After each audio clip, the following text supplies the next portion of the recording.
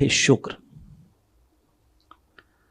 میرے پیارے آقا صلی اللہ تعالی علیہ وسلم کے پیارے دیوانوں، جس کسی کے دل میں اللہ عز و جل کے شکر کا جذبہ پیدا ہو جائے تو پھر اس کے دل کے اندر برائیوں کے حوالے سے اور شکوہ و شکایت کے حوالے سے خیال پیدا نہیں ہوتا۔ مثال کے طور پر میں آپ کو بتاؤں کہ ایک انسان اگر صرف اتنا سوچ لے کہ میرے وجود کی حیثیت سے آنکھ، کان، دل، زبان، ناک، ہاتھ، پیر، اگر میں انہی نعمتوں کے بارے میں اللہ عز و جل کے انعام کی حیثیت سے سوچوں کہ منعم حقیقی نے یہ جو مجھے نعمت عطا فرمائی ہے، یہ نعمت ہی کتنی بڑی نعمت ہے، اور اس نعمت کو کوئی دوسرا دینے کی صلاحیت نہیں رکھتا، اور ہماری پوزیشن ان نعمتوں سے غفلت کی یہ ہے کہ کبھی ہم نے ان کو اللہ کی نعمت کی حیثیت سے سمجھنے کی کوشش ہی نہیں کی۔ اگر میں یہ کہوں تو غلط نہ ہوگا کہ ان نعمتوں کو ہم نے بالکل ہلکے میں لیا اور ہم نے اس کو بحیثیت نعمت سمجھنے کی جد و جہد بھی نہیں کی۔ ہم نے مال کو نعمت سمجھا، یعنی اگر یہ کہوں مختصراً تو غلط نہ ہوگا کہ مادی چیزوں کو ہم نے نعمت سمجھا، روحانی چیزوں کو ہم نے نعمت نہیں سمجھا۔ اور ایسی ہی جسم میں موجود ان نعمتوں کو جو آنکھ کی شکل میں ہے، زبان کی شکل میں ہے، دل کی شکل میں ہے، ہاتھ اور پیر کی شکل میں ہے، عقل کی شکل میں ہے، ہم نے اس کو بھی نعمت ماننے یا نعمت سمجھنے کے اندر کوتاہی برتی ہے۔ اللہ رب العزت جل جلالہ ارشاد فرماتا ہے کہ ما یفعل اللہ بعذابکم ان شکرتم وآمنتم وکان اللہ شاکرا علیما۔ اللہ عز و جل ارشاد فرماتا ہے اللہ تم کو عذاب دے کر کیا کرے گا اگر تم شکر ادا کرو۔ پتہ چلا جتنی بھی تکلیفیں آتی ہیں وہ سب ناشکری کی بنیاد پر آتی ہیں۔ جتنی بھی تکلیفیں آتی ہیں آپ ذرا سوچیں، رحمت عالم نور مجسم فخر آدم و بنی آدم صلی اللہ علیہ وسلم کی حیات طیبہ سے متعلق نبوت بھی ملی، رسالت بھی ملی، اماموں کے امام بھی بنے اور امام انبیاء ہونے کا شرف بھی حاصل ہوا، اللہ عز و جل کے حبیب ہونے کا بھی شرف حاصل ہوا۔ یہ سب کچھ ملنے کے باوجود بھی اللہ کے رسول صلی اللہ تعالی علیہ وسلم راتوں کو جاگتے تھے، تہجد پڑھتے تھے، عبادت و ریاضت کرتے تھے۔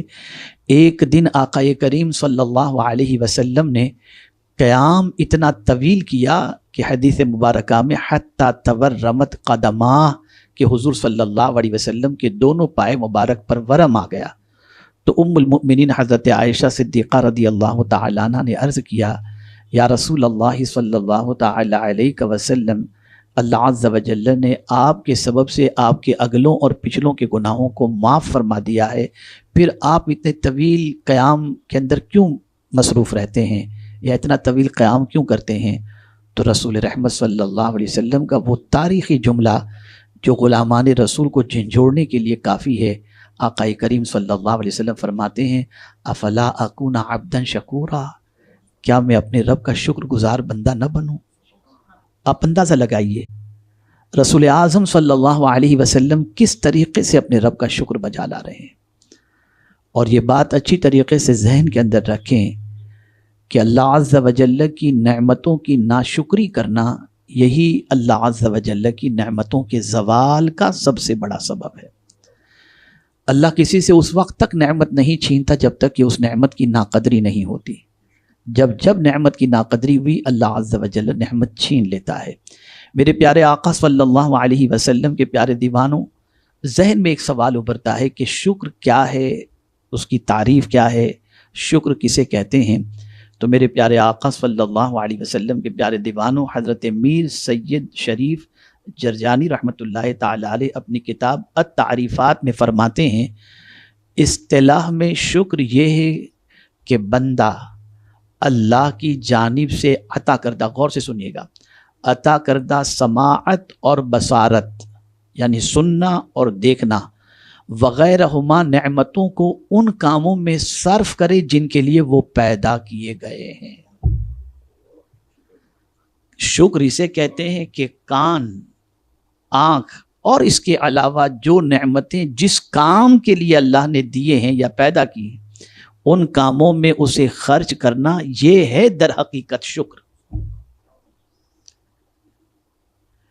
اور جب میں یہ کتاب پڑھ رہا تھا، یہ اصطلاح پڑھ رہا تھا، تو مان میرے ذہن کے اندر دو آیتیں آئیں۔ آپ میں سے افتاء کے طلباء بھی موجود ہیں، غور سے اسے سمجھیں۔ اللہ عز و جل ارشاد فرماتا ہے واللہ اخرجکم من بطون امہاتکم لا تعلمون شیئا وجعل لکم السمع والابصار والافئدہ قلیلا ما تشکرون۔ اللہ جس نے تمہاری ماؤں کے پیٹ سے تمہیں نکالا، جب اس نے نکالا تو تمہاری پوزیشن کیا تھی؟ لا تعلمون شیئا، تم کچھ نہیں جانتے تھے۔ سچویشن یہ تھی کہ ماں کے پیٹ سے جب نکلے، جب اللہ نے نکالا، اور یہ جملہ بھی بتا رہی ہے، آیت بھی بتا رہی ہے کہ آدمی جب چاہے تب نہیں نکل سکتا، جب خدا چاہے تب ماں کے پیٹ سے نکلتا ہے۔ اس لیے میں پورے یقین کے ساتھ کہتا ہوں، دنیا میں آج تک کوئی ڈاکٹر ایسا پیدا ہوا ہی نہیں جو کانفیڈنس کے ساتھ یہ کہہ سکے کہ اس عورت کے پیٹ سے بچہ اتنے بج کر اتنے منٹ پہ نکلے گا، نہیں کہہ سکتا۔ اس لیے کہ یہ رب قدیر جل جلالہ کی قدرت میں ہے، اس کی طاقت میں ہے، جب وہ چاہے ماں کے پیٹ سے بچے کو۔ تو جب بچہ پیدا ہوتا ہے تو قرآن کہتا ہے لا تعلمون شیئا، کوئی چیز نہیں جانتا تھا، کچھ بھی نہیں۔ اب کیا فرمایا؟ وجعل لکم السمع والابصار والافئدہ، تمہارے لیے اس نے کان، آنکھ اور دل بنائے۔ یہ تین چیزوں کا ذکر پہلے کیا، تینوں میں بھی سماعت کو اللہ نے مقدم رکھا، سننے کو مقدم رکھا۔ اس لیے سننے کو مقدم رکھا کہ بچہ ماں کے پیٹ میں رہ کر کے اسے باہر کی چیزیں نظر نہیں آتی، باہر کی چیزیں وہ سن سکتا ہے، باہر کی چیزیں وہ سن سکتا ہے۔ غوث پاک نے ماں کے پیٹ میں قرآن سنا تھا تو 16 پارے کے حافظ پیدا ہوئے۔ تو سماعت مقدم ہے، اور اسی لیے سائنٹسٹ بھی کہتے ہیں کہ وجود انسانی کو جب پروردگار شکم مادر میں تیار کرتا ہے تو کان کی ابتدا پہلے ہوتی ہے۔ یہ بھی ہے کہ دل کا نشان پہلے دل کی جگہ پر لگا دیا جاتا ہے، لیکن سماعت اور کان کا معاملہ پہلے ہوتا ہے۔ ابھی ایک لیٹسٹ ریسرچ کے اعتبار سے آپ کے جسم کے اندر جتنی بھی بیماریاں ہیں، ان بیماریوں کے حوالے سے اس کی نسوں کا کنیکشن دونوں کانوں کے اندر اس طریقے سے ہے کہ کہاں دبانے سے کون سی تکلیف دور ہو سکتی ہے، یہ کان کے اندر موجود ہے۔ سماعت بہت عظیم چیز ہے، اسی لیے شرابی کے گھر بچہ پیدا ہو، اللہ نہ کرے کوئی مسلمان شرابی ہو، کوئی زانی ہو، کوئی ڈاکو ہو، کوئی لٹیرا ہو، لیکن ہو مسلمان، تو اس کو بھی سب سے پہلے پیدا ہونے والے بچے کے سلسلے میں یہی فکر ہوتی ہے کہ جلدی سے میرے بچے کے کان میں کوئی اذان کہہ دے۔ مسلمان ہے، شرابی ہے، مسجد نہیں جاتا، نماز اذان سن کے بھاگ جاتا ہے، لیکن اس کے گھر بھی اگر بچہ پیدا ہوگا تو اسے پہلی فکر ہوتی ہے کہ جلدی سے میرے بچے کے کان میں کوئی اذان کہے۔ پتہ چلا پہلی آواز جو بچے کے کان میں جاتی ہے وہ اللہ اکبر کی جاتی ہے، اور اسے پہنچانے کی کوشش کرنی بھی چاہیے۔ تو سماعت بہت عظیم چیز ہے۔ اور یہاں سے ایک اور چیز بھی سمجھ میں آئی کہ سورس آف انفارمیشن یا سورس آف نالج کے لیے تین چیزیں ضروری ہیں، بصارت، سماعت اور دل۔ اور اسی لیے اللہ عز و جل نے ان تینوں کا ذکر فرمایا، لا تعلمون شیئا، تم کچھ نہیں جانتے تھے، اب تمہارے علم کے تین ذریعے ہم نے تم کو عطا کر دیے، کان بھی عطا کر دیا، آنکھ بھی عطا کر دیا اور دل بھی عطا کر دیا۔ ان تینوں کے ذریعے تم علم حاصل کرو، تم جان پہچان حاصل کرو، یعنی معرفت حاصل کرو۔ اور قرآن جب پوچھنے کے حوالے سے کہتا ہے کہ قیامت میں کن چیزوں کے بارے میں پوچھا جائے گا، تو پھر یہی آیت آتی ہے، یہی ذکر آتا ہے، ان السمع والبصر والفؤاد کل اولئک کان عنہ مسئولا۔ جس طریقے سے وہاں تین چیزوں کا ذکر ہے تو اللہ عز و جل ان تین چیزوں ہی کے بارے میں سوال پوچھے گا کہ ان تین چیزوں کا استعمال تم نے کس کام میں کیا۔ تو اب یہاں پر مسئلہ تھوڑا سا واضح ہو گیا کہ شکر یہ ہے کہ ہم اپنی سماعت کے حوالے سے بھی بہت سنجیدہ رہیں، وہی سنیں جو اللہ عز و جل نے سننے کا حکم دیا، وہی دیکھیں جسے دیکھنے کا اللہ عز و جل نے حکم دیا، اور اللہ کی عطا کردہ نعمتوں کو اسی راہ میں خرچ کریں، اسی راستے پر لگائیں، استعمال کریں جس کام کے لیے اللہ عز و جل نے یہ نعمتیں ہمیں عطا فرمائیں۔ اگر ہم نے ایسا کیا تو میرے پیارے آقا صلی اللہ علیہ وسلم کے پیارے دیوانوں، یہ منعم حقیقی کے شکر کا ایک طریقہ ہے، اور یہ شکر کی تعریفات کے اندر ہے۔ میرے پیارے آقا صلی اللہ علیہ وسلم کے پیارے دیوانوں، رب کے علم میں یہ بات ہے کہ کتنے بندے ایسے ہوں گے جو شکر کریں گے اور کتنے ناشکرے ہوں گے، تو اسی نے خود فرما دیا وَقَلِيلٌ مِّنْ عِبَادِيَ الشُّكُورُ، شکر کرنے والے بندے تو بہت کم ہوں گے۔ اور یہ ہے بندے اللہ کا شکر ان نعمتوں کے ذریعے نہیں کرتے۔ اب دیکھیں شکر کا ایک طریقہ صرف بصارت کے حوالے سے، کہ صرف دن کے اجالے میں آدمی راہ چلتے ہوئے جو نہیں دیکھنا تھا وہ اس نے دیکھ لیا۔ بہت توجہ سے سنیے گا آپ، جو نہ دیکھنے کا اللہ نے حکم دیا تھا اس چیز کو، یعنی حرام چیز کو دیکھ لیا جو اس کے لیے دیکھنا حرام تھا۔ کیا اس نے ایک ہی گناہ کیا دیکھنے کا؟ نہیں۔ کیا ایک ہی ناشکری کی؟ نہیں۔ آئیے میں آپ کو سمجھاؤں۔ اگر لائٹ نہ ہوتی، لائٹ چھوڑ دیجئے، سورج نہ ہوتا، سورج کے لیے آسمان، اس لیے کہ آسمان میں ہی سورج ہے، اگر آسمان نہیں تو سورج کہاں ہوگا؟ تو آسمان نہ ہوتا تو سورج نہ ہوتا، سورج کی روشنی نہ ہوتی، اندھیرا ہوتا تو وہ دیکھ نہیں سکتا تھا، اور دیکھنے کے لیے وہ زمین پر چلتے چلتے دیکھ رہا تھا، زمین نہ ہوتی تو وہ چلتا کہاں؟ اب غلطی کیا کی اس نے؟ آنکھ سے صرف حرام چیز کو دیکھا، لیکن ناشکری کتنی چیز کی؟ سورج کی ناشکری، آسمان کی ناشکری، زمین کی ناشکری اور آنکھ کی ناشکری۔ اتنی چیزوں کی اس نے ناشکری کی، اس لیے کہ ان چیزوں کو اللہ نے اس لیے نہیں پیدا فرمایا تھا کہ ان چیزوں کے ذریعے تم اپنی آنکھوں کو غلط چیز دیکھنے میں خرچ کرو، بلکہ یہ ساری چیزیں اللہ نے دی تھی تاکہ اللہ عز و جل کی فرما برداری میں خرچ کرو۔ اس لیے ضرورت اس امر کی ہے ہر نعمت کے بارے میں غور کریں۔ اب شکر کا ایک طریقہ اور بھی آپ دیکھیے، کوئی بادشاہ کسی غلام کو گھوڑا بھیج دے تحفے میں، ہے غلام، تحفہ بھیج دے گھوڑے کا، تو اب وہ کیا کرے گا؟ اس گھوڑے کو پانے کے بعد خوش ہوگا، یا بادشاہ نے مجھے گھوڑا عطا فرمایا، اپنا تو کام ہو گیا۔ جیسے مثال کے طور پر میں آپ کو بتاؤں، کوئی سائیکل پر سفر کرنے والا ہے، بائک پر سفر کرنے والا ہے، کسی نے اس کو گاڑی تحفے کے اندر دے دی، کار، وہ بھی اچھی کار اس کو تحفے میں دے دی، تو اب تو اس کی خوشی کی انتہا نہیں رہے گی، یار مجھے کار تحفے میں ملی، اب وہ کار لے کر پہلے ادھر جائے گا ادھر جائے گا، تو اب وہ کار پا کر کے خوشی حاصل کرے گا کہ میرے بادشاہ نے میرے لیے مجھے کار گفٹ کی ہے۔ ایک چیز تو اس کے ذہن میں اس کار کی آئے گی کہ کار کے ذریعے میں سفر کروں گا، میرے لیے آسانیاں پیدا ہو جائیں گی، میرا ٹینشن دور ہو جائے گا۔ ایک تو شکر کا یہ طریقہ ہوا۔ دوسرا اس کے ذہن میں یہ خیال آئے گا کہ بادشاہ کی نظر مجھ پر ہے یا میرے کاموں پر ہے، تبھی تو اس نے مجھے تحفے میں یہ گاڑی دی۔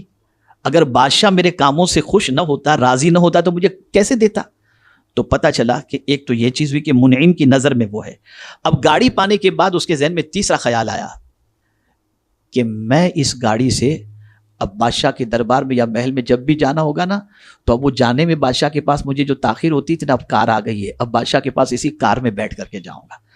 اب دیکھیے مفسرین کیا فرماتے ہیں اور صوفیاء کرام فرماتے ہیں، ایک نعمت کے ملنے پر تین خیال اس کے ذہن میں آئے۔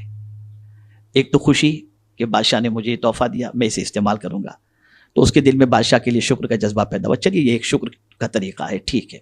اعلیٰ درجے کا شکر اور دیکھیں تھوڑا سا آگے، تو اس کے ذہن میں یہ خیال آیا کہ بھائی جو ہے وہ بادشاہ کی نظر میں ہوں، میری خدمت سے، میری طریقے سے بادشاہ خوش ہوا ہے، اس لیے کہ بادشاہ کی نظر مجھ پر ہے، اس لیے بادشاہ نے مجھے تحفے میں۔ تیسری جو چیز ہے نا، اس کو بزرگان دین فرماتے ہیں یہ اعلیٰ قسم کا شکر ہے کہ میں اس سواری پر سوار ہو کر بادشاہ کے پاس جلدی آتا جاتا رہوں گا۔ تو فرماتے ہیں صوفیاء کرام، اللہ اکبر، فرماتے ہیں یہ اصل کما حقہ شکر ہے کہ اللہ نے جو نعمت عطا فرمائی، بادشاہ کی تو ایک مثال ہے، اللہ نے جو نعمت عطا فرمائی اس نعمت کو میں اللہ کے کام میں خرچ کر کے اللہ کا قرب حاصل کروں گا، یہ ہے صحیح معنوں میں شکر۔ اس لیے صوفیاء کرام اپنے پورے وجود کو صرف یاد الہی میں اور اللہ کے کاموں میں خرچ کرتے تھے، اسی لیے وہ شکر کے اس مقام پر موجود تھے کہ ہمیں تو چشموں کی ضرورت پڑتی ہے، اس دور میں چشمے بھی نہیں تھے، لیکن ان کی نگاہوں سے نہ جانے کتنے دل سنور جایا کرتے تھے۔ اور پھر سننے کی پوزیشن یہ تھی کہ کہاں رہتے تھے اور کہاں کی آواز کو سن لیتے تھے۔ وجہ سب سے بڑی یہ تھی کہ وہ اللہ کی نعمت کا جیسا شکر ادا کرنا چاہیے، وہ نعمت الہی کو راہ خدا کے اندر خرچ کرتے تھے، تو اللہ تعالیٰ اس شکر ادا کرنے کے عوض میں اپنے فرمان کے مطابق لئن شکرتم لازیدنکم، تم شکر کرو گے ہم تمہیں زیادہ عطا فرمائیں گے۔ تو میرے پیارے آقا صلی اللہ تعالی علیہ وسلم کے پیارے دیوانوں، یہ اللہ عز و جل کا بہت بڑا احسان ہے کہ اس نے یہ نعمتیں عطا فرمائی، اس پر ہمیں شکر بجا لانا چاہیے۔ اسی کے ساتھ اللہ عز و جل فرماتا ہے اِنَّا هَدَيْنَاهُ السَّبِيلَ اِمَّا شَاكِرًا وَإِمَّا كَفُورًا، بے شک ہم نے اسے راہ بتائی، یا حق مانتا یا ناشکری کرتا۔ راہ بتانا. اللہ اکبر. اگر اللہ عز و جل بندگی رب کی توفیق عطا فرمائے. دیکھیے ہدایت کے دو معنی ہوتے ہیں، ایک ہے اراۃ الطریق اور ایک ہے ایصال الی المطلوب. اراۃ الطریق کسے کہتے ہیں؟ راہ دکھانا. اور ایصال الی المطلوب کیا کہتے ہیں؟ مطلوب تک پہنچنا، پا لینا. اعلیٰ حضرت عظیم البرکت امام عشق و محبت نے اہدنا الصراط المستقیم کے اندر اس کے ترجمے میں یہ نہیں کہا کہ اللہ ہمیں سیدھا راستہ دکھا، اس لیے کہ راستہ دکھانا یہ تو انبیاء کا کام ہے، یہ اولیاء کا کام ہے، لیکن اس راستے پر چلنے کی توفیق دینا یہ اللہ کا کام ہے. اسی لیے اعلیٰ حضرت عظیم البرکت نے، دیکھیں آپ آیت کی ترتیب دیکھیں، ایاک نعبد، آگے کیا ہے؟ بولیے. وَإِيَّاكَ، مدد مانگ رہے ہیں نا ہم، تیری ہی عبادت اور تجھی سے مدد مانگ رہے ہیں، ٹھیک ہے نا. تو اب مدد جو مانگ رہے ہیں، کس چیز کی مدد مانگ رہے ہیں؟ اہدنا الصراط المستقیم، ہم کو سیدھے راستے پر چلا. تیری مدد اگر شامل ہوگی تبھی ہم سیدھے راستے پر چلیں گے، اگر تیری مدد شامل نہیں ہوگی تو ہم سیدھے راستے پر نہیں چل سکتے. اسی لیے اپنی دعاؤں کے اندر حضور کی اس دعا کو بھی شامل کر لینا چاہیے جو حضور دعا کرتے تھے، اللہم انی اسألک الہدی والتقی والعفاف والغنی. اس لیے کہ ہدایت دینے والی ذات اللہ کی ہے، جو خود اپنی کتاب کے بارے میں ارشاد فرماتا ہے یضل بہ کثیرا ویہدی بہ کثیرا. اور اسی لیے خطبے کے اندر بھی پڑھا جاتا ہے من یضلل اللہ فلا ہادی لہ، من یہدہ اللہ فلا مضل لہ ومن یضللہ فلا ہادی لہ. اللہ جسے گمراہ کر دے اسے کوئی ہدایت نہیں دے سکتا، اور اللہ جسے ہدایت عطا فرمائے اسے کوئی گمراہ نہیں کر سکتا. یہ پڑھا جاتا ہے نا. آپ ذرا سوچیں، تو ہدایت اللہ کے دست قدرت میں ہے. اسی لیے اللہ فرماتا ہے انا ہدیناہ السبیل، بے شک ہم نے اسے راہ بتائی. اب راہ کس کے ذریعے بتائی؟ قرآن کے ذریعے راہ بتائی، حضور کے ذریعے راہ بتائی، شہداء کے ذریعے راہ بتائی، صدیقین کے ذریعے راہ بتائی، صالحین کے ذریعے راہ بتائی. اسی لیے جب ہم دعا کرتے ہیں اہدنا الصراط المستقیم تو ساتھ میں پڑھتے ہیں صراط الذین انعمت علیہم، ان کے راستے پر چلا جن پر تو نے انعام نازل کیا. وہ انبیاء کی جماعت ہے، وہ صدیقین کی جماعت ہے، وہ شہداء کی جماعت ہے، وہ صالحین کی جماعت ہے. ہدایت پر پھر میں کبھی انشاءاللہ تفصیلی گفتگو کروں گا کہ ہدایت کے 3 ذرائع اللہ عز و جل نے رکھے ہیں، اور اس پر پھر میں انشاءاللہ کبھی گفتگو کروں گا. زندگی رہی تو بہت سمجھنے والا ٹاپک ہے کہ اللہ نے ہدایت کے لیے ہمارے پاس کیا کیا چیزیں اس نے عطا فرمائیں، کہ یہی وہ چیزیں جن کے ذریعے ہم کو راستہ مل سکتا ہے. آج ہم نے ان چیزوں کے ذریعے راستہ حاصل کرنا چھوڑ دیا ہے الا ماشاء اللہ، اور دوسری چیزوں کے ذریعے ہم راستہ حاصل کرتے ہیں. تو اللہ فرماتا ہے ہدیناہ السبیل، فرمایا بے شک ہم نے اسے راہ بتائی. اب تم اس راستے پر چلو گے تو اس راستے پر چلنے کے بعد تم اپنے مطلوب کو پالو گے. اسی لیے حضور مفتی اعظم ہند علیہ رحمہ حمد باری تعالی جب لکھتے ہیں تو کہتے ہیں لا مقصود الا اللہ، لا موجود الا اللہ، لا مطلوب الا اللہ. تو یہ مطلوب ہے، ہمارا مقصد کہ اللہ کو پا لینا، اللہ کو پا لینا. تو اللہ فرماتا ہے کہ مجھے اگر پانا ہے تو میں نے راہ تمہیں بتا دی ہے، اب تم اس راہ پر چلو گے تو میرا شکر ادا کرو گے، اور راہ پر نہیں چلو گے تو کفران نعمت. یعنی پتہ چلا اللہ کے نیک بندوں کے راستے پر نہ چلنا یہ بھی ناشکری ہے، اور ان کے راستے پر چلنا یہ بھی اللہ عز و جل کا شکر ادا کرنا ہے. میرے پیارے آقا صلی اللہ تعالی علیہ وسلم کے پیارے دیوانوں، اب اسی طریقے سے آپ دیکھیں اللہ عز و جل نے فرمایا فاذکرونی اذکرکم واشکروا لی ولا تکفرون. تم میری یاد کرو، تم میری یاد کرو، میں تمہارا چرچا کروں گا، اور میرا حق مانو، میرا حق مانو اور میری ناشکری مت کرو. یعنی حق مانو یعنی میری دی ہوئی نعمتوں کی قدر کرو. اب یہاں پر آپ لوگ یعنی ماشاءاللہ مجلس انصار کے رفقا ہیں، مجلس شورا کے رفقا ہیں، اور مستقبل میں آپ انشاءاللہ مفتی بن کر دین کا کام کریں گے. راتوں دن اللہ نے چاہا تو آپ فتویٰ نویسی کے ذریعے امت کی رہنمائی کریں گے. بہت پتے کی آیت میں آپ کو سنا رہا ہوں. یہ زندگی میں آپ کے لیے بہت یعنی خاص طور پر امتحان کا ایک وقت آئے گا. عمومی طور پر یہ ہوتا ہے کہ جب ہم بہت دین کا کام کرتے ہیں، اللہ کام لیتا ہے، تو بسا اوقات ہمارے ذہن میں یہ بات آتی ہے یار میں اتنا کام کرتا ہوں پھر بھی میری کوئی قدر نہیں. یہ قدر کا خیال آتا ہے، یہ قدر کا خیال آتا ہے، یار ہمارے کوئی اپریشیٹ نہیں ہے، کوئی ہماری قدر نہیں ہے. یار میں نے کہاں سے کہاں تحریک کو پہنچا دیا، میں نے یہ کیا، میں نے وہ کیا، میں نے اتنی رات گزار دی، میں نے اتنے دن گزار دیے. قربان جائیے لفظ کے پروردگار نے قرآن مقدس میں جو لفظ ارشاد فرمایا ہے اس پر بھی، اور قدر کے حوالے سے اس کے فرمان کو بھی۔